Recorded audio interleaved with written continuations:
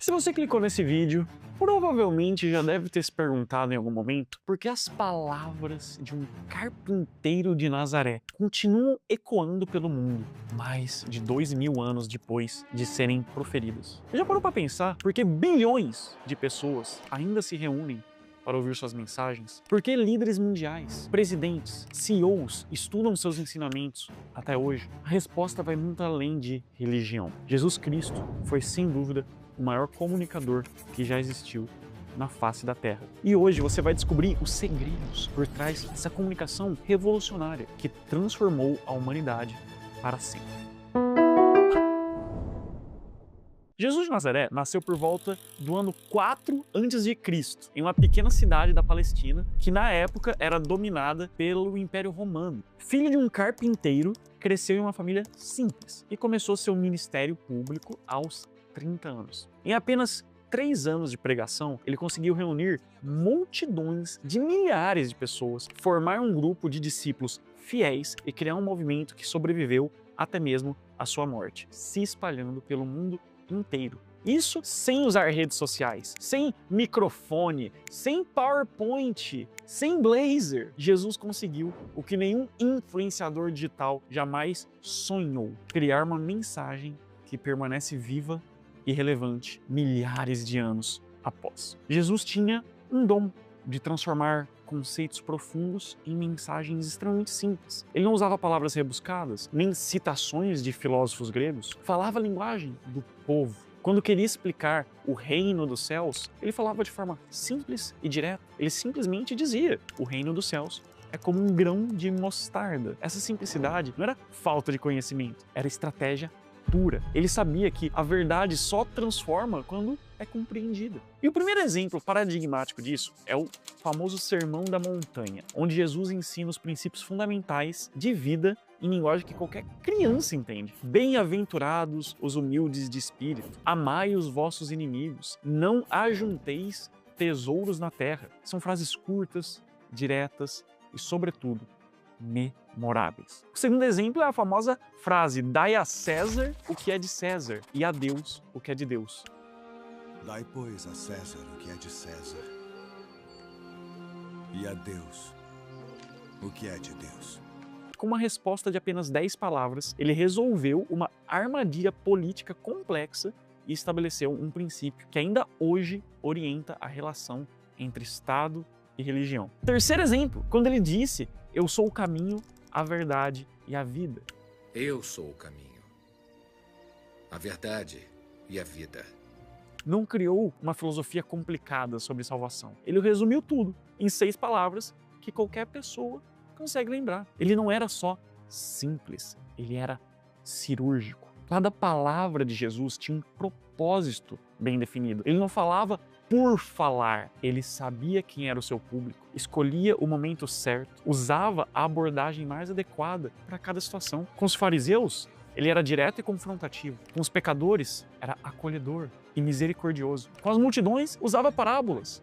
Com os discípulos, era mais específico e pessoal. Essa intencionalidade demonstra que ele conhecia profundamente os princípios da comunicação persuasiva. Um exemplo desse uso de comunicação estratégica aconteceu quando os fariseus trouxeram uma mulher pega em adultério para testá-lo. Eles queriam que ele escolhesse entre a lei de Moisés e a sua mensagem de amor. Jesus não respondeu imediatamente. Primeiro, ele se abaixou e escreveu na terra, criando suspense. Depois disse: aquele que dentre vós está sem pecado, seja o primeiro que atire pedra contra ela. Aquele que de entre vós está sem pecado, seja o primeiro que atire pedra contra ela.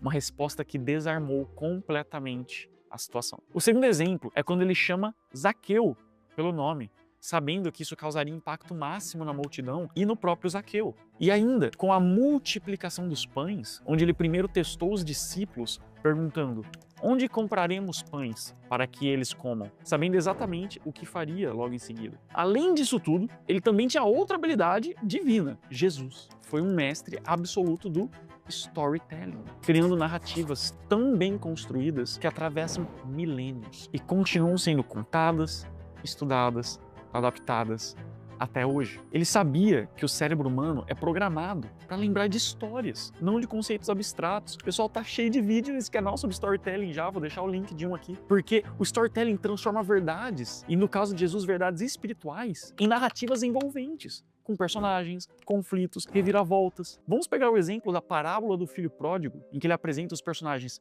pai e 2 filhos, desenvolve o conflito quando o filho mais novo desperdiça a herança, cria tensão quando ele volta com medo da rejeição e entrega uma conclusão emocionante quando o pai corre para abraçá-lo. Ou então, vejamos a parábola do bom samaritano, que constrói a narrativa com reviravolta total, onde o herói não é o sacerdote, nem o levita, mas justamente o samaritano, que era desprezado pelos judeus. Na parábola dos talentos, ele usa uma história de negócios para ensinar sobre responsabilidade pessoal, terminando com a frase marcante: a quem muito foi dado, muito será cobrado. Cada parábola tinha começo, meio, fim e uma mensagem poderosa que ficava gravada na mente dos ouvintes. E como prova dessa maestria absoluta da comunicação, ele tinha muitas analogias. A genialidade das analogias de Jesus estava em conectar o mundo espiritual com a realidade cotidiana das pessoas, de forma instantânea e memorável. Ele pegava elementos que todos conheciam, como agricultura, pesca,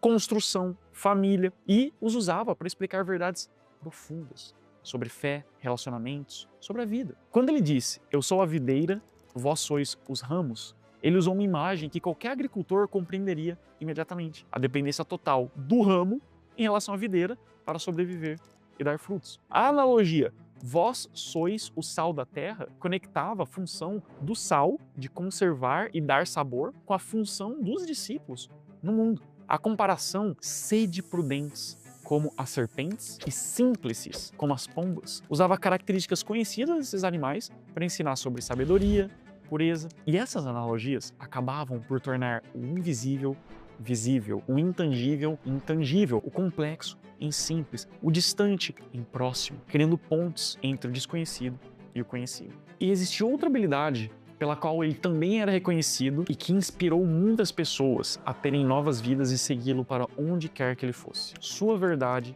sem maquiagem. Uma autenticidade radical que criava confiança profunda. Ele nunca usou manipulação, enganação, falsas promessas para atrair seguidores. Pelo contrário, era brutalmente honesto sobre o custo de segui-lo. Dizia claramente: se alguém quiser vir após mim, negue-se a si mesmo, tome sua cruz e siga-me. Não prometia vida fácil, riqueza material, sucesso garantido. Quando o jovem rico perguntou o que fazer para ter vida eterna, Jesus foi direto ao ponto: vende tudo que tens, dá aos pobres e segue-me, sem suavizar a mensagem só para não perdê-lo como seguidor. Quando as multidões cresciam, ele não facilitou o discurso para manter os números. Pelo contrário, disse: se alguém não aborrece pai, mãe, mulher, filhos, irmãos, irmãs e ainda a sua própria vida, não pode ser meu discípulo. Quando Pedro tentou dissuadi-lo de ir para Jerusalém, ele respondeu: para trás de mim, Satanás. Tu és para mim